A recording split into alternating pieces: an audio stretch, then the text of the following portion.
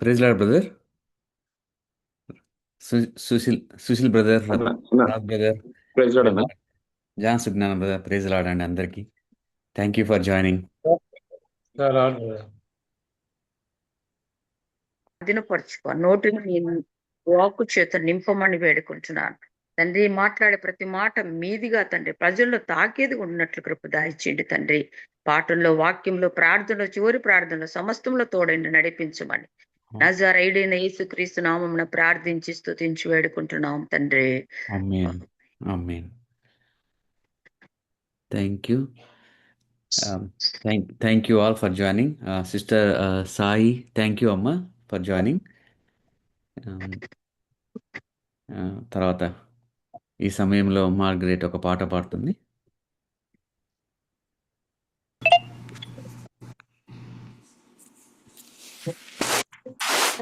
Praise lord అందరికీ. ఈ సమయంలో ఒక పాటతో దేవుని స్తుతిద్దాము.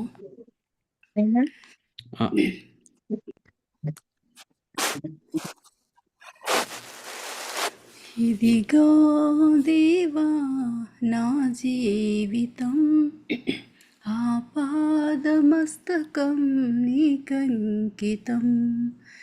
ఇదిగో దేవా నా జీవితం, ఆపాదమస్తకం నీకంకితం. శరణం నీ చరణం, శరణం నీ చరణం, శరణం నీ చరణం, శరణం నీ చరణం. ఇదిగో దేవా నా జీవితం, ఆపాదమస్తకం నీకంకితం.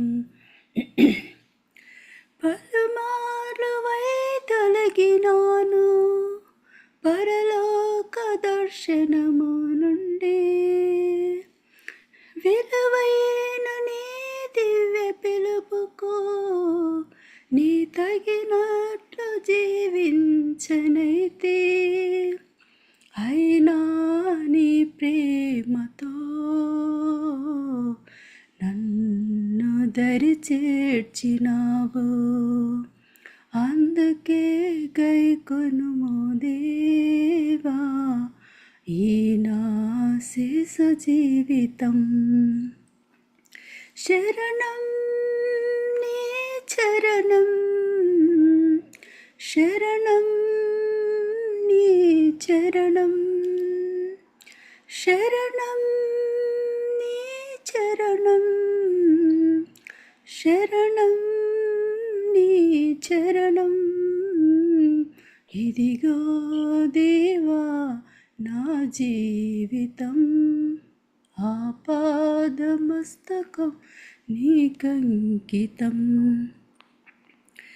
నీ పాదముల చెంత చేరే నీ చిత్తంబునే నెరుగనేర్పో, నీ హృదయ పారంబునొసగి ప్రార్థించి పని చేయనిమ్మో. ఆగిపోక సాగిపో ప్రియసుతునిగా పని చేయనిమ్మో. ప్రతి చోట నీ సాక్షిగా ప్రభువా నన్నుండనిమ్మో.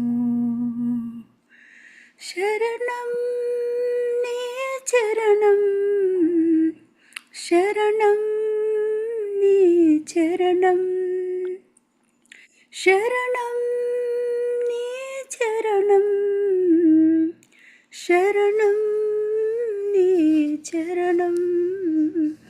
ఇదిగో దేవా నా జీవితం, ఆపాదమస్తకం నీకంకితం. విస్తార పంట పొలము నుండే కష్టించి పని చేయనేర్పో, కన్నీటితో విత్తు మనసో కలకాలం మరి నా నాకు నొసగా క్షేమ కాలమైనా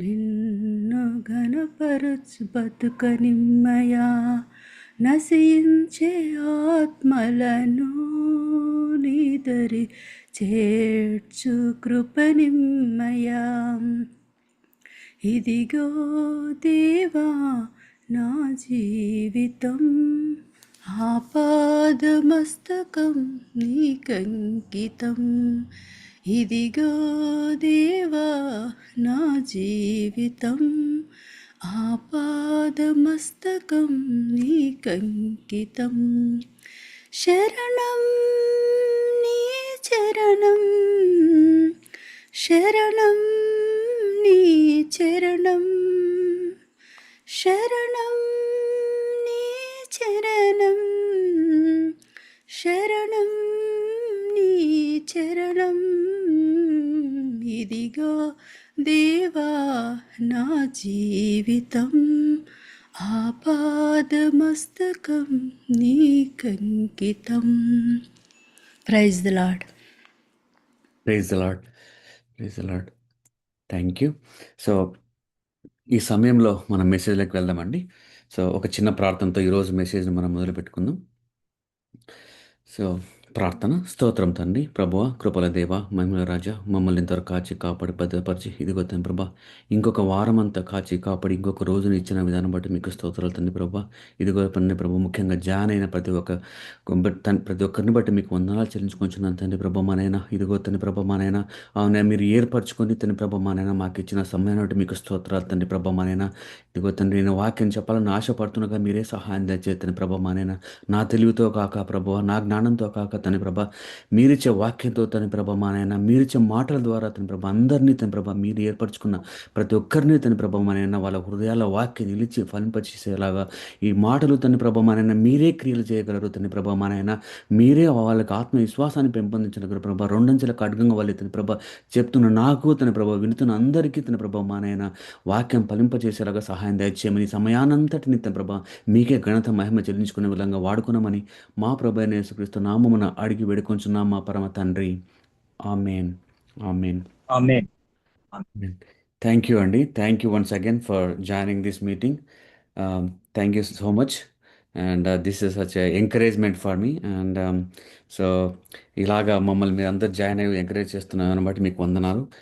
సో ఈరోజు మనం ఒక మెసేజ్ గురించి తెలుసుకోబోతున్నాము. సో మన మన జీవితాల్లో ఒక్కోసారి కొన్ని ఆలస్యం అవుతుంటుంది ఒక్కోసారి, లేదంటే ఎంత ప్రయత్నించినా పెద్దగా మార్పు కనిపించకపోవచ్చు, లేదంటే ఆ, లేదంటే ఒక్కోసారి కష్టం రావచ్చు, తర్వాత ఇబ్బంది వచ్చినప్పుడు కూడా, లేదంటే ఈ అవమానం కలిగినప్పుడు కూడా మనం అనుకుంటుంటాం ఒక్కోసారి, ఏంటి దేవుడు నాకు దూరం అయిపోయాడా, ఏంటి దేవుడు నాకేమైనా శిక్ష వేస్తున్నాడా, ఎందుకు ఇన్ని కష్టాలు, ఎందుకు ఇంత ఇబ్బందులు, ఎందుకు ఈ అవమానము, ఎందుకు ఎంత ప్రార్థిస్తున్నా సమాధానం రాలేదు, లేకపోతే అంత బాగుంది అనుకున్న సమయంలో ఎందుకు ఇంత కష్టం వచ్చింది, లేదంటే ఎందుకు నేను ఈ విధంగా నాకు జరుగుతూ ఉంది, అనుకున్నప్పుడు ఎంత బాగుంది అనుకున్నప్పుడు సడన్గా కొన్ని మార్పులు చేయాల్సి వస్తుంది, కంఫర్టబుల్గా ఉన్న ప్లేస్ నుంచి ఇంకో చోటుకి వెళ్ళాల్సి వస్తుంది.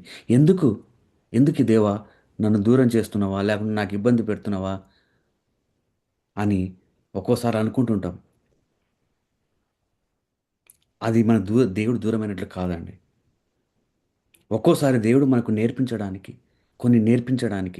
లేదా మనల్ని సరైన ట్రాక్లో నడిపించడానికి, అలాగే మనలో విశ్వాసాన్ని రెట్టింపు చేయడానికి, లేదంటే ఆయన ఆయన తలపెట్టిన కార్యాలు మనలో జరిగించడానికి కూడా కొన్ని కష్టాలు మనలో అనుమతిస్తాడు, కొన్ని ఇబ్బందులు మనకు అనుమతిస్తాడు.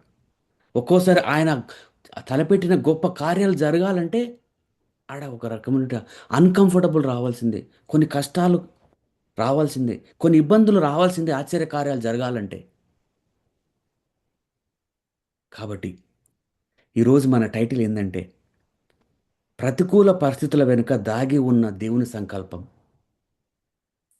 ప్రతికూల పరిస్థితుల వెనుక దాగి ఉన్న దేవుని సంకల్పం. God's purpose in your dry season. ప్రతిసారి మనం అనుకోవచ్చు కష్టం వచ్చిందంటే దేవుడు దూరం అయిపోయినాడని. కాదు, దాని వెనుక ఖచ్చితంగా ఏదో ఒక దేవుడు చేసిన ప్రణాళిక ఉంటుందని మనం గమనించాలి. మనందరికీ తెలుసు ప్రవక్త అయిన ఏలియా, మనందరికీ తెలుసు. అలాగే ఆయన ప్రవక్తగా ఉన్నప్పుడు 3.5 సంవత్సరాలుగా కరువు వచ్చింది. 3.5 సంవత్సరాలుగా కరువు వచ్చింది. దాని గురించి మనం ఈరోజు తెలుసుకోబోతున్నాం. అసలు కరువు ఎందుకు వచ్చింది? దేవుడు ఎందుకు అనుమతించాడు? ఎవరు బాగు కోసం దేవుడు ఆ కరువు తెప్పించాడు? ఆ కరువు వల్ల ఎవరెవరు ఏమి లాభం పొందారు? దాని గురించి మనం ఏం నేర్చుకోవచ్చు అనేది మన ఈరోజు యొక్క పాఠం. మనం ఏం నేర్చుకోవచ్చు ఆ కరువు వల్ల అనేది మనం ఈరోజు నేర్చుకోబోతున్నాం. ఇంతకుముందు చెప్పినట్లుగా ఇస్రాయేల్ దేశంకి 3.5 సంవత్సరాలు కరువు వచ్చింది. తర్వాత మనకు క్వశ్చన్ రావచ్చు, అసలు కరువు రావడానికి కారణం ఏంటి? దేవుడు ఎందుకు అనుమతించాడు అని కానీ మొదటగా మనం క్వశ్చన్ వేసుకుంటే మనందరికీ తెలుసు, క్రైస్తవులు ప్రజలందరికీ తెలుసు. ఇస్రాయేలీలు ఇస్రాయేల్ ఎవరండి? దేవుడు ఏర్పరచుకున్న ప్రత్యేకమైనటువంటి జనాంగం.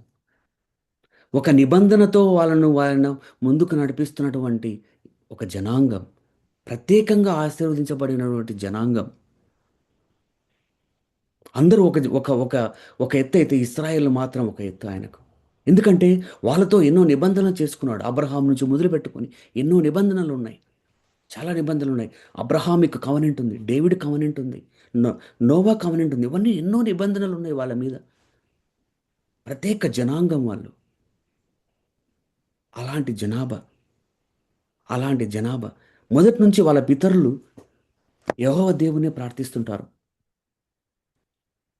కానీ రాను రాను వస్తూ ఉంటే వాళ్ళు యెహోవా దేవుని విడిచిపెడుతూ బయలు దేవత, అంటే ఇంగ్లీష్లో బాల్, గాడ్ ఆఫ్ బాల్ అంటారు.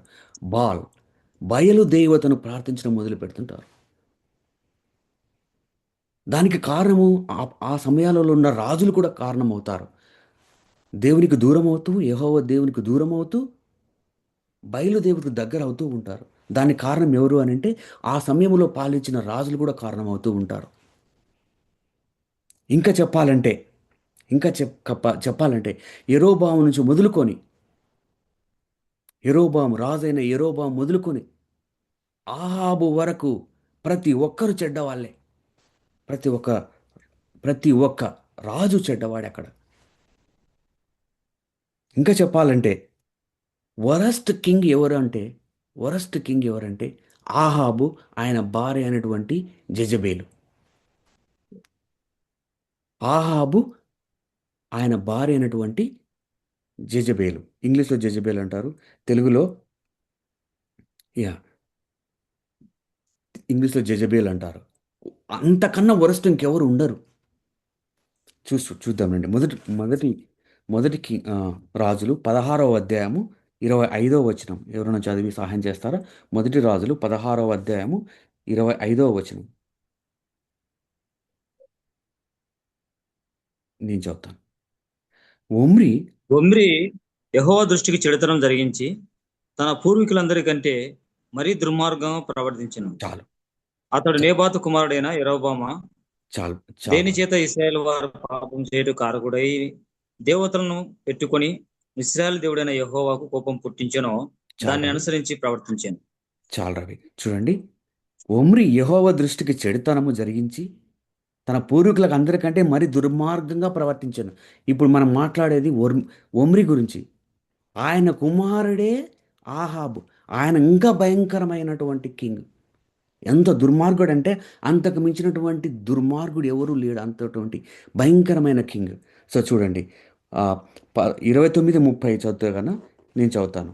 యూదా రాజైన ఆసా ఏలుబడిలో 38వ సంవత్సరమున ఒమ్రీ కుమారుడైన ఆహాబు ఇశ్రాయేల్ వారికి రాజై షోమ్రోనులో ఇశ్రాయేల్ వారిని 22 సంవత్సరములు ఏలెను. ఒమ్రీ కుమారుడైన ఆహాబు తన పూర్వీకులందరిని మించునంతగా యెహోవా దృష్టికి చెడుతనం చేసిన వరస్ట్ కింగ్ ఎవరు అంటే ఆహాబు. ఆయన ఆయన భార్య జెజబేల్. చూడండి, అంత వరస్ట్ కింగ్. ఆ సమయంలో ఆ సమయంలో ఎవరండి ప్రవక్త? ఏలియా. ఎలియా. అటువైపు చూస్తే ఇస్రాయల్ ఏర్పరచబడినటువంటి ఇస్రాయల్ అంతా బయలుదేవతను ప్రార్థిస్తున్నారు. దూరం అయిపోతూనే ఉన్నారు. తనకు తన తన దేవుడు ఎంతగో వాళ్ళతో ఒక నిబంధన చేసుకున్న జనాలని, వాళ్ళ గురించి ఎంతో ప్రణాళిక కలిగి ఉన్న దేవుడు.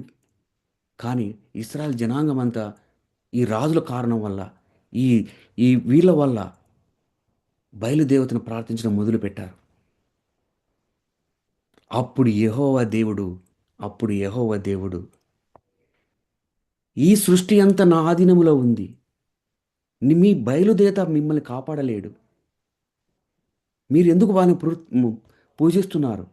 బయలుదేరితే అసలుకు సంబంధం లేదు ఇక్కడ. మీ పితరుల నుంచి నేను మీకు దేవుడు. మీరెందుకు నాకు దూరం అయిపోతున్నారు అని తలంచి వాళ్ళను తన వైపు తిప్పుకోవడానికి, వాళ్ళంటే ఎవరు ఇక్కడ? ఇశ్రాయేలును తన వైపు తిప్పడానికి ఆ బయలుదేవతకు అసలుకు శక్తే సరిపోదు. దేన్ని కంట్రోల్ చేయలేదు. వర్షాన్ని రప్పించలేదు, వర్షాన్ని ఆపలేదు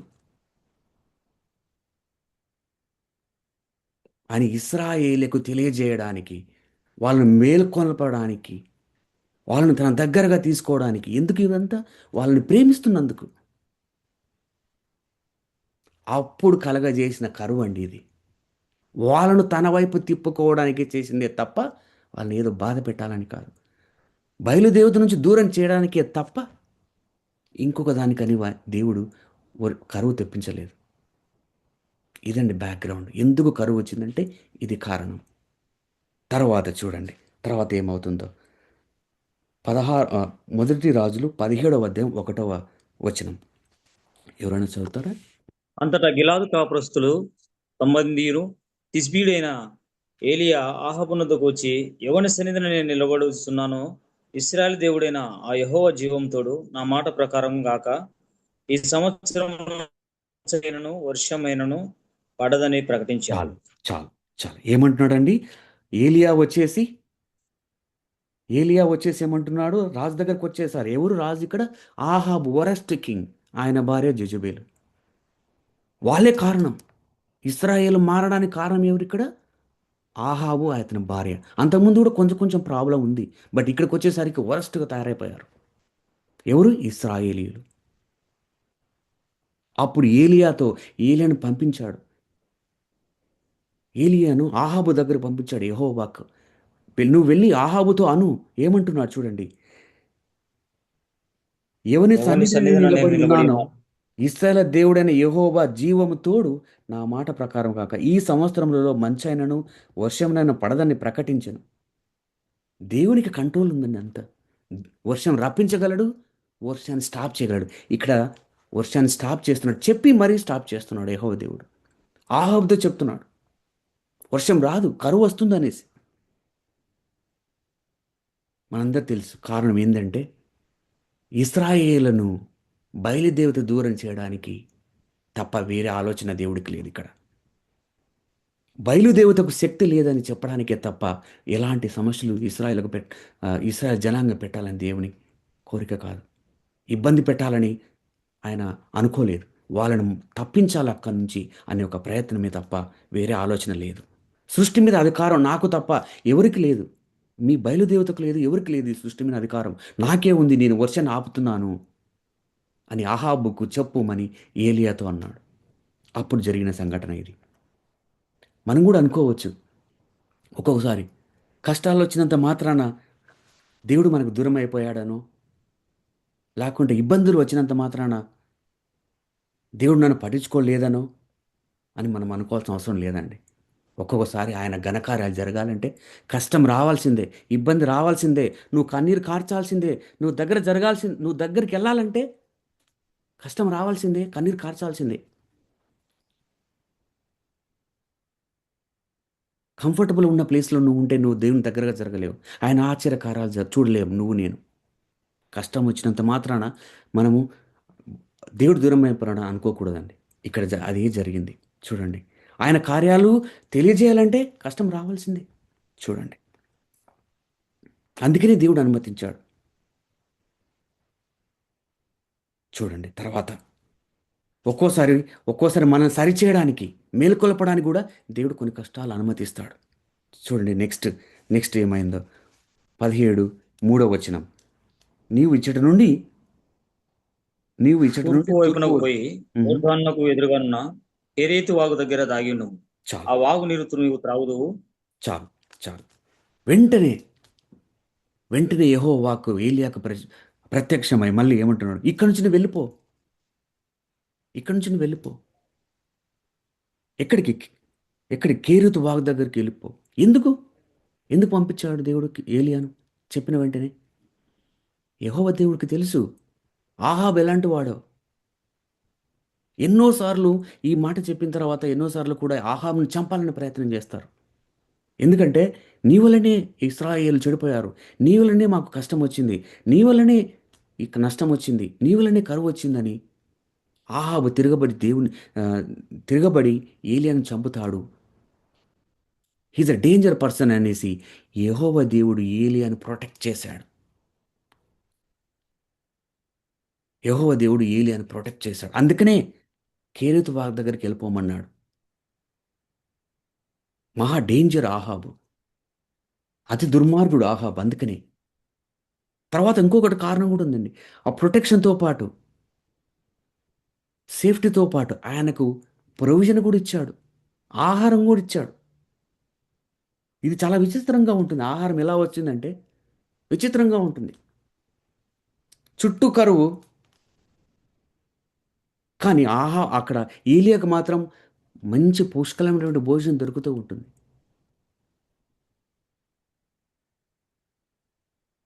చూడండి, ప్రొటెక్షన్ ఇస్తున్నాడు, ప్రొవిజన్ కూడా ఇస్తున్నాడు. ఆయన సమృద్ధికరమైనటువంటి భోజనం కూడా అక్కడ పెడుతున్నాడు. కరువు ఉంది, ఆయనకి ఎవరు లేరు. ఏలియాకు మనం అంతా చూస్తే ఏలియాకు ఎవరు లేరు, కుటుంబం లేదు, ఎవరు లేరు. ఒకే ఒక ప్రవక్త ఆయన, ఎవరు లేరు ఆయనకు. అందుకని ప్రొటెక్షన్తో పాటు ఆయనకు ప్రొవిజన్ కూడా ఇచ్చాడు. ఎక్కడ? కేరీతు వాగు దగ్గర. మీరు ఇంకా చదివితే ఎక్కడి నుంచో భోజనం వచ్చిందంటే కాకౌకులం ద్వారా. నెక్స్ట్ చదివితే చూడండి 4-6 వరకు చదివితే. అక్కడ కాకోలములను ఉదయమందు రొట్టెను మాంసమును, అస్తమయమందు రొట్టెను మాంసమును అతని ఎద్దకు తీసుకుని వచ్చుచుండెను. అతడు వాగునీరు త్రాగుచూ వచ్చాను. చాలు. చూడండి, దేవుని కార్యాలు ఒక్కొక్కసారి ఆశ్చర్యం కలిగించాయండి, చాలా ఆశ్చర్యం కలిగిస్తాయి. మనందరికి తెలుసు కాకులు మన ఫుడ్ తీసుకపోతాయే కానీ ఫుడ్ తెచ్చిస్తాయా? చాలాసార్లు చూస్తుంటాను, కాకులు మన ప్లేట్ల నుంచి ఫుడ్ తీసుకెళ్తాయి. చూడండి, దేవుడు ఎంత సృష్టిని వాడుకుంటున్నాడు. వర్షాన్ని ఆపాడు. ఇక్కడ కాకులు రోజుకు 2 సార్లు, ఉదయం సాయంత్రం తీసుకుపోయే కాకులు తీసుకొని వస్తున్నాయి. మామూలుగా అయితే కాకి లక్షణం దొంగలించి తీసుకెళ్తుంది భోజనాన్ని. కానీ ఇక్కడ ఆ కాకిని వాడుకుంటున్నాడు దేవుడు. ఎన్నిసార్లు అండి? రోజుకు 2 సార్లు. అది ఒక రోజా, 2 రోజులా? కాదు, చాలా రోజులు జరిగింది అది. ఇది కాదా సృష్టిని దేవుడు కంట్రోల్ చేయడం అంటే? పక్షిని వాడుకున్నాడు, ఇక్కడ కాకిని వాడుకున్నాడు, అక్కడ వర్షాన్ని బంద్ చేశాడు. ఎంత ఆశ్చర్యమో చూడండి, ఎంత ఆశ్చర్యమో. ఒక రోజు కాదు, 2 రోజులు కాదు, రోజుకు 2 సార్లు రోజుకు ఉదయం సాయంత్రం రొట్టె ప్లస్ మాంసాన్ని కాకి ద్వారా తెప్పించాడు. చూడండి, ఎంతగా ఆశ్చర్య కార్యాలు ఉంటాయో మనం గమనించవచ్చు. ఇక్కడ సృష్టిని ఎంతగా కంట్రోల్ చేయగలడో యెహోవా దేవుడు అనేసి. తర్వాత చూడండి,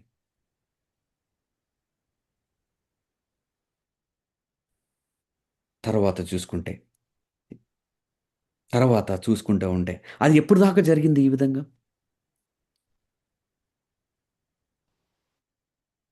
ఇప్పటిదాకా జరిగింది, చాలా రోజులు జరిగింది ఆ విధంగా. చూడండి తర్వాత నెక్స్ట్ ఏమవుతుందో. నేను అనుకుంటాను, ఇలా జరగడం వల్ల ఏలియాలో ఉన్న విశ్వాసం పెరిగింటుందని అనుకుంటాను. ఎందుకంటే చుట్టూ కరువు పరిస్థితులు, కానీ దేవుడు తనకి ఇక్కడ సమృద్ధిగా ఉన్నటువంటి నీళ్లు, ఆహారాన్ని ఇస్తున్నాడు. ఖచ్చితంగా పెరిగి ఉంటుందని నేను భావిస్తాను. తనకెవరు లేరు, కానీ ఇక్కడ మాత్రం సమృద్ధి ఆహారం ఉంది, తర్వాత నీరు ఉన్నాయి. ఖచ్చితంగా విశ్వాసం పెరగదా ఏలియాకు?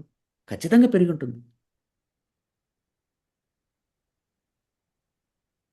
భయంకరమైన ఆహాబు నుంచి రక్షించాడు. విశ్వాసం పెరిగిండదా దేవుడి మీద? ఖచ్చితంగా పెరిగి ఉంటుంది. ఖచ్చితంగా ఆహాబు అనుకొని ఉంటాడు ఏమని, దేవుడు ఎంత గొప్ప దేవుడు, ఆహాబు నుంచి రక్షించాడు, చుట్టూ కరువు పరిస్థితులు ఉన్నా నాకు ఆహారం ఇస్తున్నాడని. ఖచ్చితంగా విశ్వాసం పెరిగి ఉంటుంది.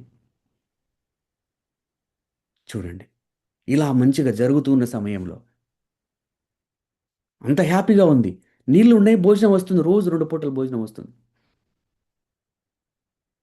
అంత హ్యాపీ జరిగిపోతున్న సమయంలో చూడండి నెక్స్ట్ ఏం జరుగుతుందో. 17వ అధ్యాయం 7వ వచనం చూసుకుంటే గాను, కొంతకాలమైన తర్వాత దేశంలో వర్షం లేక ఆ నీరు ఎండిపోయాను. ఏ నీరండి? వాగు కూడా ఎండిపోయింది.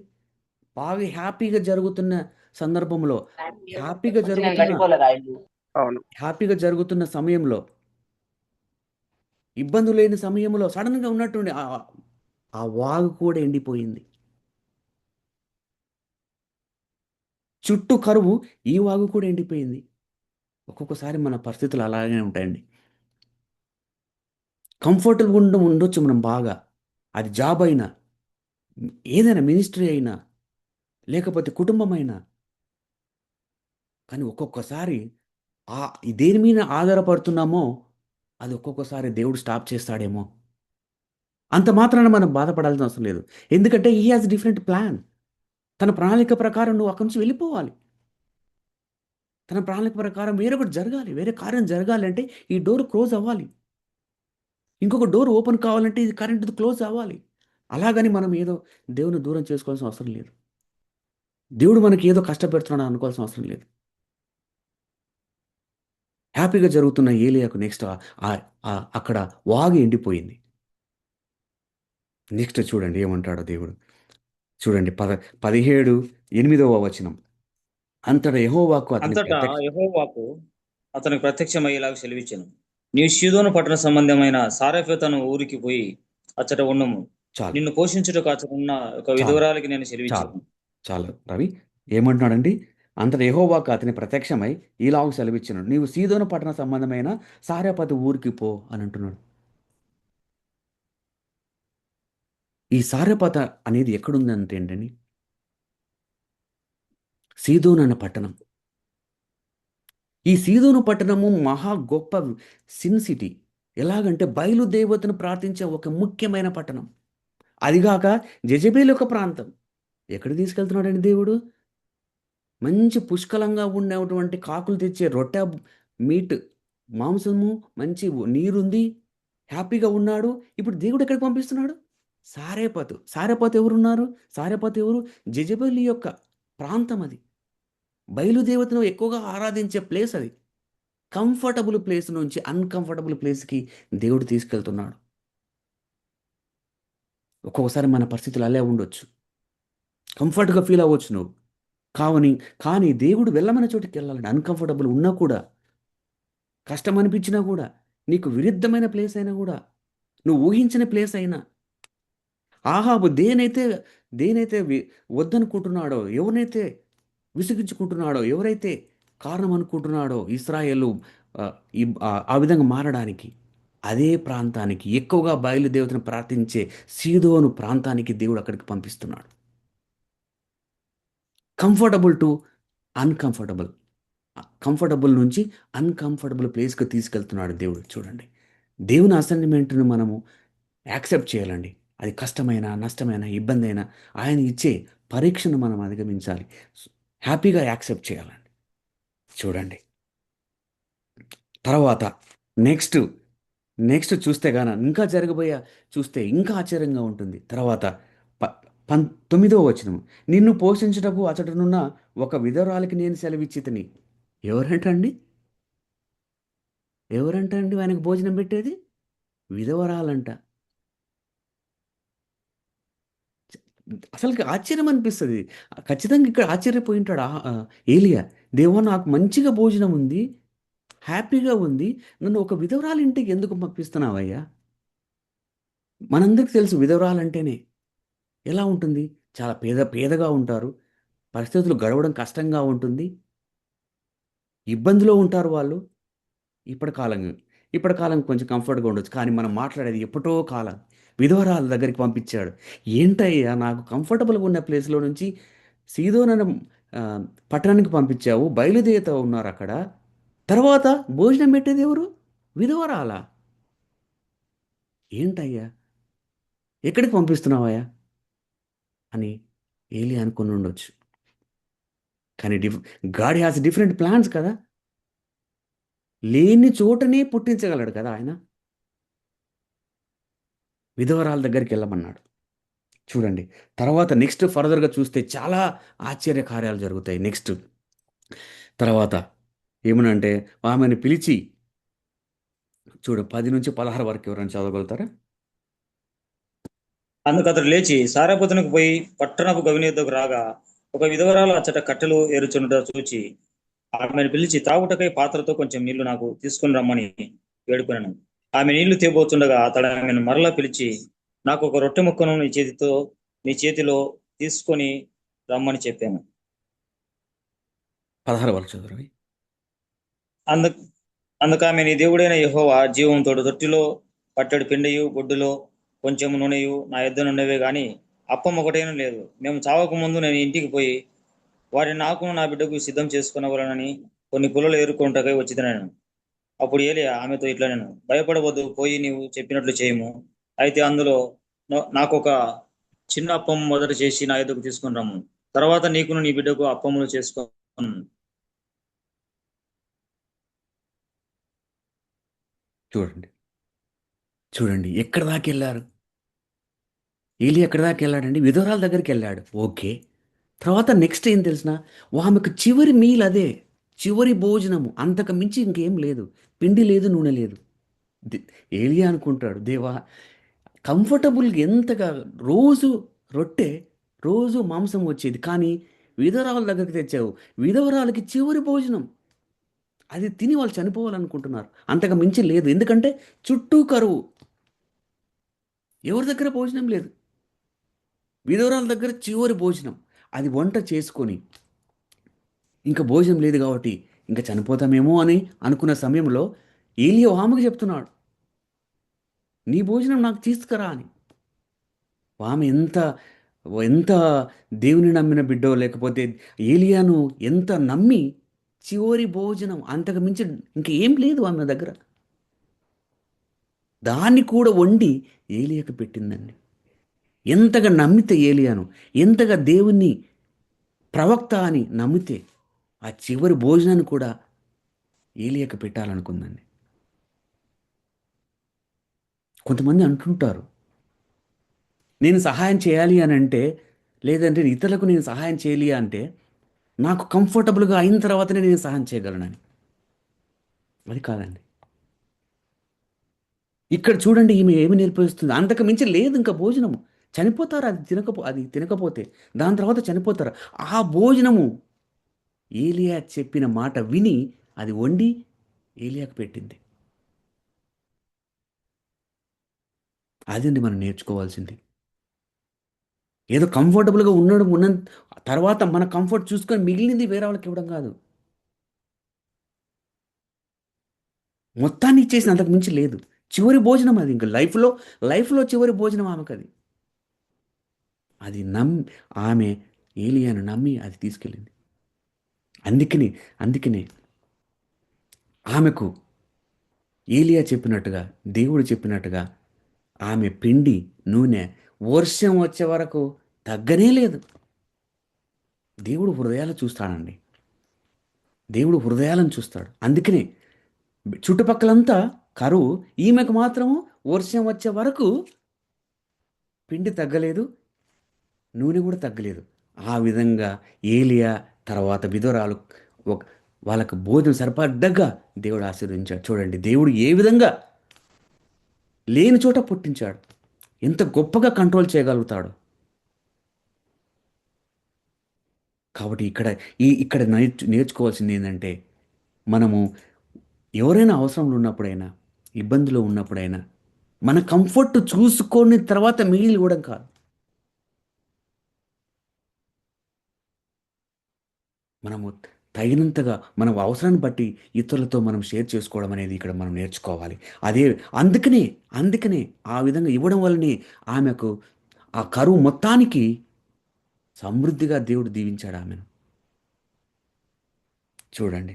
తర్వాత తర్వాత ఇలాగ చాలా రోజులు జరిగింది. దాదాపు అంటే 3 సంవత్సరాలు జరిగింది. పిండి అయిపోలేదు, నూనె అయిపోలేదు. తరువాత దేవుడు ఇశ్రాయేలును కనికరించాడు. వర్షం కురిపించాలనుకున్నాడు. వర్షం వచ్చే వరకు వాళ్ళకి పిండి అయిపోలేదు, నూనె అయిపోలేదు. ఇద్దరు అక్కడే ఉన్నారు. ఏలియా, విధవరాలు. అప్పుడు యెహోవా దేవుడు ఏలియాతో అంటాడు, వీళ్ళు నేను కనికరించాను, నేను వర్షం కురిపించబోతున్నాను, నువ్వు వెళ్ళి ఆహాబుతో చెప్పు అని అంటాడు.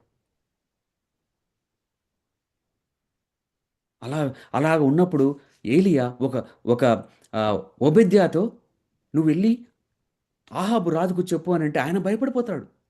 నేను ప్రజలందరూ వెదకని జనాభా లేరు, వెదకని మనుషులు లేరు, నువ్వు కనిపిస్తే చంపేయాలని ఆహాబ్ అనుకుంటున్నాడు, నేను వెళ్ళి రాజుకు చెబితే నన్ను ఉండనిస్తాడా అని ఒబేద్యా చెప్తాడు. అయినా కూడా ఒబేద్యా ధైర్యం తెచ్చుకొని ఆహాబుకు సమాచారం చేరవేస్తాడు. ఏలియా అక్కడ ఉన్నాడు, నిన్ను కలవాలనుకుంటున్నాడు అని ఒబేద్యా అనే ఆయన ఒబేద్యా చాలా మంచి వ్యక్తి. మనందరికి తెలుసుగా, జెజబేలు అందరిని ప్రవక్తను చంపేస్తుంటే ఆయన మాత్రము గుహలలో అందరిని దాచిపెట్టింటాడు ఒబేద్య. అంతటి గొప్ప వ్యక్తి ఒబేద్య. ప్రవక్తను జెజబేలు చంపేస్తూ ఉంటుంది, కానీ ఈయన ఒబేద్య ఒక ఒక ఆయన అందరిని దాచిపెడుతూ ఉంటాడు గుహలలో. ఆయన వెళ్ళి ఆహాబుకు చెప్తాడు, ఇట్లా ఏలియా ప్రతి చోట ఒక చోట ఉన్నాడనని. అప్పుడు ఆహాబు వస్తాడు ఏలియాని కలవడానికి. మనందరికి తెలుసుగా ఆహాబ్ ఎలాంటి వాడు, చాలా డేంజరు, పరమ దుర్మార్గుడు. చూడంగానే ఏలియాని చూడంగానే ఏమంటా అంటే, ఇదిగో నువ్వే కారకుడివి. దేనికి? ఇశ్రాయేలు పాపంలో పడడానికి, ఇశ్రాయేలు కష్టంలో రావడానికి కారణం నువ్వే. ఎవరినంటాడు? ఏలియాని అంటాడు. చూడండి, చేసిందంతా ఆహాబు వాళ్ళ వైఫ్ జెజబేలు, కానీ ఎవరినంటున్నారు ఇక్కడ? ఏలియాని అంటున్నాడు. చూడండి, ఆ సంఘటన మనం గుర్తు చేసుకుందాం. తర్వాత 18 అధ్యాయము 1-2 చదువుకుందాం. నేను చదువుతాను.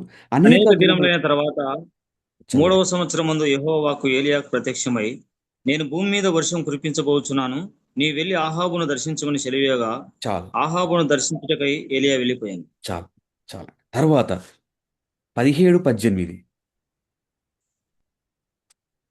17-18 నేను చదువుతాను. ఆమె ఏలియాతో, 18 అధ్యాయం దైవజనుడు నా ఎదుగు నీవు రాని కాదు నిమిత్తమేమి? కాదు రవి, 18 అధ్యాయం 17-18 నేను చదువుతాను. ఆహాబు 17.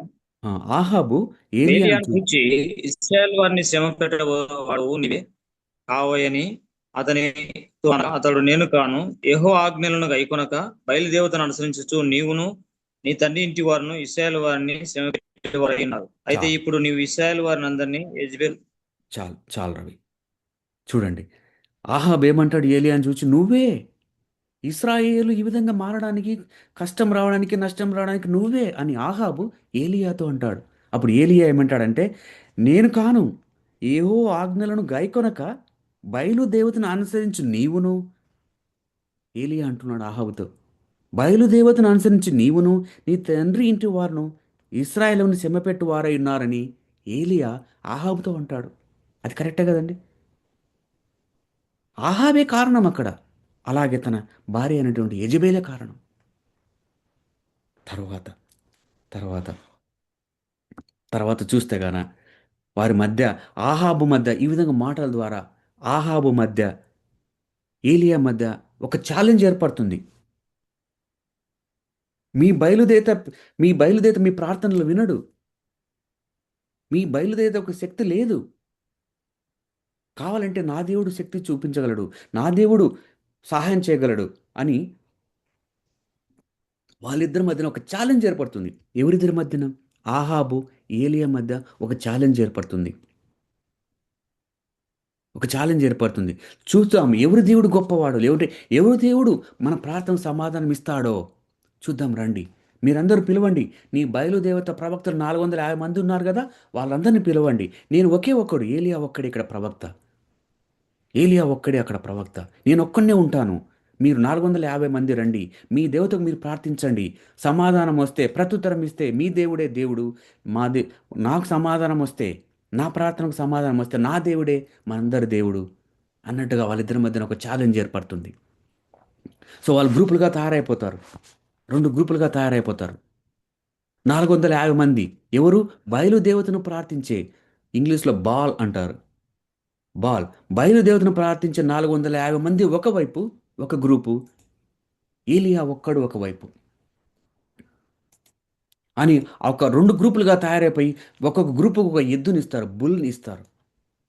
ఆ బుల్ని ఇచ్చేసి ఆ బుల్ని చేసి ఆ దాన్ని కట్ చేసి ఆ కట్ చేసిన మీటిని ఒక ఆ, బలిపీఠం మీద పెట్టి, ఎవరైతే ప్రార్థిస్తారో బలిపీఠం మీద పెట్టి ఆ ఆ, ప్రార్థించినప్పుడు నిప్పురవ్వతో ఆ కట్టెలు నిప్పురవ్వ చేసుకొని ఉప్పులతో అగ్ని అగ్ని దహిస్తుందో, ఎవరు ప్రార్థన వల్ల అగ్గి రాజేస్తారో, నిప్పు వెలుగుతుందో, వెలిగిన తర్వాత ఆ దహన బలి భస్మమైపోతుందో,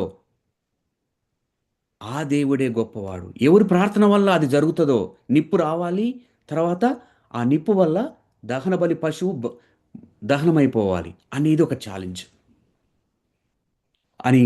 తర్వాత అందరు రెడీ అయిపోతారు.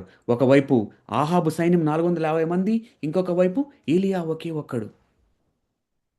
అప్పుడు ఏలియా అంటాడు, మీరు 450 మంది ఎక్కువ మంది ఉన్నారు కదా, మీరే మొదలు పెట్టండి, మీరే మొదలు పెట్టండి అని అంటాడు.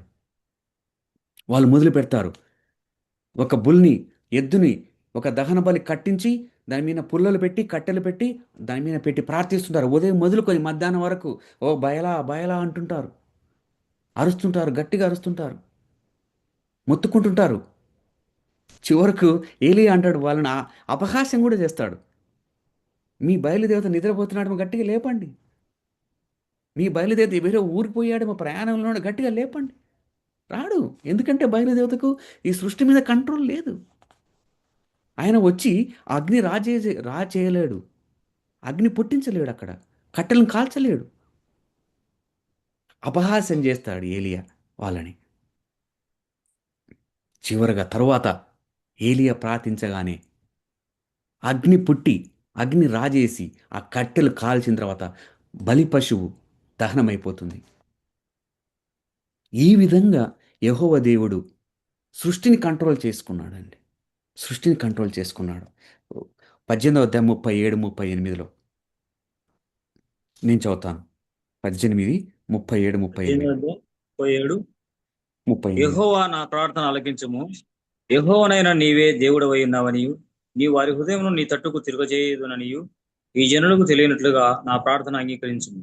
అతడు ఇలాగున ప్రార్థన చేస్తుండగా యెహోవా అగ్ని దిగి దహన బలి పశువులను, కట్టెలను, రాళ్లను, ఉగ్గిని దహించి కందకమందున నీళ్లను ఆరిపోజేశాను. అంతట చాలు, జనులందరూ దాన్ని చాలు, చూచి సాగిలపడి, చాలు రవి. సో చూడండి, యెహోవా ప్రార్థించగానే సృష్టికర్త అయినటువంటి, సృష్టిని కంట్రోల్ చేసే యెహోవా దేవుడు అగ్ని రాజేసి, అగ్ని పుట్టించి దహన బలిని, ఆ, కట్టెలను దహించి బలి పశువును దహించాడండి. ఎవరికి కంట్రోల్ ఉందే సృష్టి మీద? యెహోవా దేవుడికే. బయలుదేవతకు లేరండి, వేరే దేవతలకు లేరు. అక్కడ వర్షాన్ని ఆపించాడు, ఇక్కడ అగ్ని పుట్టించాడు, కాకోకులను వాడుకున్నాడు. ఎంతగా కంట్రోల్ చేస్తున్నాడు అండి సృష్టిని దేవుడు, యెహోవా దేవుడు. ఇవన్నీ ఎందుకు చేస్తున్నాడంటే ఇశ్రాయేలులకు నేను తప్ప వేరే దేవుడు ఎలాంటి కంట్రోల్ చేయగలడు, సృష్టి మీద అధికారం ఎవరికి లేదు అని తెలియజేయడానికి, బయలుదేవత నుంచి వాళ్ళని తన వైపు తిప్పడానికే తప్ప ఎలాంటి వేరే ఆలోచనతో కాదు యెహోవా దేవుడు చేసే పని. తర్వాత ఏలియా చెప్పినట్లుగానే ఏలియా చెప్పినట్లుగానే 3.5 సంవత్సరాల తర్వాత వర్షం కురిపించబోతున్నానని ఏలియాతో అంటాడు. చూడండి, 18:45 నేను చదువుతాను. అంతలో ఆ తర్వాత తర్వాత వర్షం కూడా కురుస్తుంది. అంతలో ఆకాశం మేఘములతోనూ గాలివానతోనూ కారు కమ్మెను, మోపైన వాన కురిసెను, కనుక ఆహాబు రథమెక్కి యెజ్రెయేలుకు వెళ్ళిపోయాను. చూడండి, వర్షం స్టాప్ చేసింది యెహోవా దేవుడే, వర్షం రప్పించింది యెహోవా దేవుడే. అగ్ని పుట్టింపజేసేది ఆయనే, అగ్ని ఆర్పజేసేది ఆయనే, భోజనం ఇచ్చేది ఆయనే, మన్నాను కురిపించేది ఆయనే. చూడండి ఎంత గొప్ప దేవుడు, ఎంత కంట్రోల్ చేయగలంటే ఏదైనా కంట్రోల్ చేయగలడు ఆయన. ఆయనకు సమయం లేదు, సమయాన్ని కంట్రోల్ చేయగలడు, సృష్టిని కంట్రోల్ చేయగలడు. ఆయనకు కాల పరిమితులు లేవు, ఏదైనా మార్చగలడు ఆయన. చూడండి ఈ విధంగా ఎందుకు చేశాడు ఇవన్నీ, ఎందుకు చేశాడు అని అంటే ఇస్రాయేలును తన తన వైపు తిప్పడానికే, వా వాళ్లకు తన గురించి తెలియజేయడానికే తప్ప వేరే ఆలోచన లేదు. చూడండి, సో ఇంత చూడండి, ఇంత కరువు కాలంలో ఏలియాకు భోజనం పెట్టాడు, కరువు కాలంలో విధవరాలకు భోజనం పెట్టాడు, ఇజ్రాయేలును తన వైపు తిప్పుకున్నాడు ఈ కరువు కాలం వల్ల. సో ఇదండి ఆయన పెట్టే ఇబ్బందులలో ఆయన దాని వెనుక దాగి ఉన్న దేవుని ప్రణాళిక అంటే ఇదండి. మనం కష్టం వచ్చిందని, ఇబ్బందులు వచ్చినాయని, అయ్యయ్యో దేవుడు దూరమైపోయాడే అని ఆలోచించాల్సిన అవసరమే లేదు. ఆయనకు దగ్గరగా ఉంటే, కష్టకాలంలో ఆయనకు దగ్గరగా ఉంటే, ఆయనకు ఫెయిత్ఫుల్గా ఉంటే ఆయన ఆశ్చర్యకారాలు మనం చూడగలం, ఆయన ఆశ్చర్యకారాలలో మనం పాల్గొనగలం, ఆయన ఆశ్చర్యకాలకు మనం సాక్షిగా ఉండగలం. కాబట్టి ఆయనకు కష్టం వచ్చినా, ఇబ్బంది వచ్చినా, నష్టం వచ్చినా ఆయనకు ఫెయిత్ఫుల్గా ఉండాలని కోరుకుంటూ ఈ చిన్న వాక్యాన్ని దేవుడు దీవించును గాక. Amen. Thank you all. Amen. Sorry, నేను కొంచెం రష్గా చేశాను మెసేజ్, నాకు ఒక మీటింగ్ ఉందనేసి ఇంకొక 10 మినిట్స్లో. So thank you so much for joining. I hope this message went well. So ఎవరన్నా ఒకరిద్దరు ప్రేయర్ చేస్తారా? చివరగా మనం ఆశీర్వాదం పాస్టర్ గారు బెనడిక్షన్ ఇస్తారు. Pastor Samuel Gundu garu, thank you brother, thank you Sam, thank you Mallesh brother, Ravi and ఇంకొకరు Samsung, Sai sister and Aishwarya, Yesanna బావ, థ్యాంక్ యూ, అందరికీ వందనాలండి. Thank you for joining. And మీరు జాయిన్ అవ్వడం వల్ల నాకు చాలా ఎంకరేజ్మెంట్. సో నేను ఇంకా ప్రిపేర్ అవ్వడానికి ఇది నాకు ఇంకా మంచిగా ప్రిపేర్ అవ్వడానికి ఒక ప్రోత్సాహకరంగా ఉంటుందన్నమాట మీరందరూ జాయిన్ అవ్వడం వల్ల. సో ఎవరైనా ప్రే చేయగలుగుతారా? ఒకరిద్దరు చివరిగా ఆశీర్వాదం పాస్టర్ గారు బెనడిక్షన్ ఇస్తారు. ప్రార్థన చేసుకుందాం. ప్రార్థన. మహా పరిశుద్ధుడైన తండ్రి, కనికరం కలిగిన దేవా, నీకు వందనాలు స్తుతులు చెల్లిస్తా ఉన్నాం తండ్రి. గత వారం అంతా నీ కృపలో మమ్మల్ని దాచి నీ రెక్కలింటిన వాళ్ళను కాచి కాపాడుతున్నందుకు నీకు వందనాలు చెల్లిస్తా ఉన్నాం తండ్రి. ఈ రాత్రి కాల సమయంలో జూమ్ యాప్ లైవ్ ద్వారా మా మిత్రులు ఇదిగో ప్రభా నైనా ఇదిగో తన వేస్తున్న రాజు బ్రదర్ని బట్టి నీకు వందనాలు చెల్లిస్తా ఉన్నాం తండ్రి. రాసుని నిలబెట్టి ఇదిగో ప్రభా నీ చల్లనైనా మెల్లనైనా స్వరాన్ని వినిపిస్తూ వచ్చారు. వినగలిగిన చెవులను, గ్రహింపగలిగిన మనసును, హృదయాన్ని మాకు అనుగ్రహించిన విధానం బట్టి నీకు స్తోత్రం చెల్లిస్తా ఉన్నాం తండ్రి. అవును తండ్రి, అనుకూల పరిస్థితుల్లో కరువు ఏ విధంగా వస్తుంది, కరువులో ఏ విధంగా అక్కడ వారు ఫేస్ చేస్తూ వచ్చారు, ఆ ఛాలెంజ్ని ఏ విధంగా ప్రార్థన ద్వారా, ఏలియా ప్రార్థన ద్వారా అక్కడ విజయం చేకూరుస్తూ వచ్చినది. ప్రతికూల పరిస్థితుల్లో ఏ విధంగా మసులుకోవాలో, ఏ విధంగా ప్రార్థన జీవితం కలిగి ఉండాలో నీ దాసుల ద్వారా మాకు బయలుపరిచిన విధానం బట్టి నీకు స్తోత్రం చెల్లిస్తా ఉన్నాం తండ్రి. ప్రార్థన ఎంతో ప్రాముఖ్యమైనదని నైనా ఇదిగో తండ్రి, నీ బిడ్డల పట్ల నువ్వు ఎల్లప్పుడూ తోడుగా ఉండి నడిపిస్తావని, ఇశ్రాయేల్ ప్రజలను కాపాడువాడు కునుకడు నిద్రపోడని నైనా ఇశ్రాయేల్ జనాంగానికి నువ్వు నిబంధన చేసిన దేవుడవని, ఇదిగో తండ్రి నైనా ప్రతికూల పరిస్థితులు ఎన్ని ఉన్నప్పటికీ నైనా ఇదిగో తండ్రి ప్రార్థన జీవితం కలిగిన విజయం చేకూరుస్తానని నీ దాసుని ద్వారా మీరు మాట్లాడిన విధానం బట్టి స్తోత్రం. ఇందులో పాల్గొన్న దైవ సేవకులందరి కొరకు ప్రార్థిస్తా ఉన్నాం, వారి సంఘముల కొరకు ప్రార్థిస్తా ఉన్నాం తండ్రి, సహోదరుల కొరకు నైనా వారి కుటుంబాల కొరకు కూడా ప్రార్థిస్తా ఉన్నాం తండ్రి. ఇంత గొప్ప సమయాన్ని మాకు అనుగ్రహించిన విధానం బట్టి నీకు స్తోత్రం. ఇంకా నేర్చుకుని అనేక సంగతులను నైనా నీ దాసుల ద్వారా నాయన ఎదుగుతండి మేము తర్పీదు పొందుకునేలాగా సహాయం చేస్తారండి. ఈ చిన్న ప్లాట్ఫామ్ ద్వారా ఎదుగుతండి అనేక నాయన దేశాలకు, అనేక గ్రామాలకు, అనేక మారుమూల ప్రాంతాలకు నీ రాజస్వార్థను తీసుకుని పొమ్మని ఆయన మా ప్రభును మా రక్షకుడైన యేసుక్రీస్తు వారి ప్రశస్తమైన దివ్యమైన నామమున నాయన మాకు కూడా ఈ నాయన జూమ్ లైవ్ లో పాల్గొనే అవకాశాన్ని, సమయాన్ని మాకు కల్పించినందుకు నీకు వందనాలు చెల్లించుకుంటూ మా ప్రభును మా రక్షకుడైన యేసుక్రీస్తు నామమున ప్రార్థించి అడిగి పొందింటున్నాం పరమ తండ్రి. Amen. Amen. Amen. Thank you, brother. And thank you, brother Sushil. And thank you, brother Pakrayya. So అందరికీ థ్యాంక్ యూ అండి. చివరిగా మన ఆశీర్వాదం పాస్టర్ గారు బెనడిక్షన్ ఇస్తారు.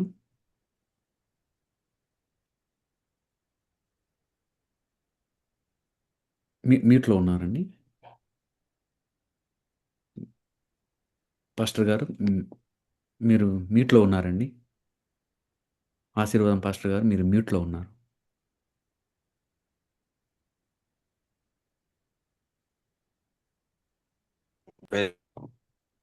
మళ్ళీ మ్యూట్లోకి వెళ్ళండి. ఈరోజు మా ప్రభువా, మీ పిల్లలు మా తండ్రి పీసులో ఉన్న తండ్రి నా ప్రభువా, మరి పాలరాజు గారిని అయ్యా ఈ యొక్క మరి ప్రతి మంగళవారం ఇలాగ తండ్రి నా ప్రభునైనా ఈ జూమ్లో తండ్రి నా ప్రభునైనా ప్రేయర్లో కలుసుకుంటున్న మా బ్రదర్స్, ఈ టీం అందరి కొరకు ప్రార్థన చేస్తున్నాం. పిల్లలు ఎంతో ఆసక్తిగా ఈ ప్రార్థనలోకి వస్తున్నారు ప్రభువా, ఈ జూమ్లోకి వస్తున్నారయ్యా.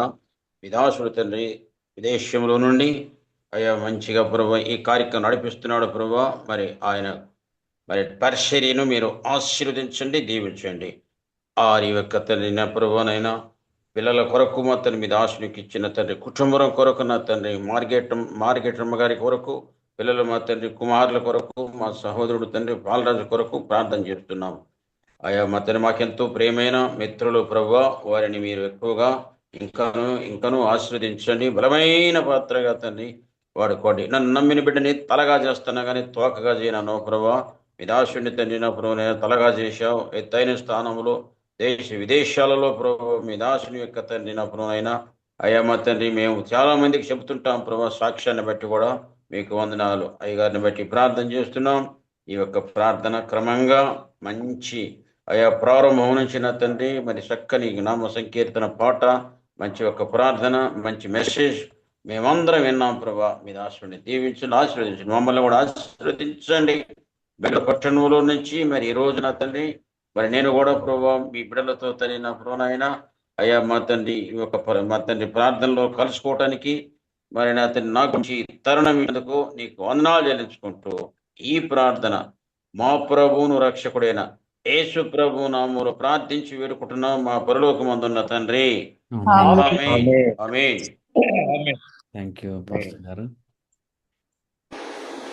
థ్యాంక్ యూ అండి. Thank you once again. Thanks so much for everybody.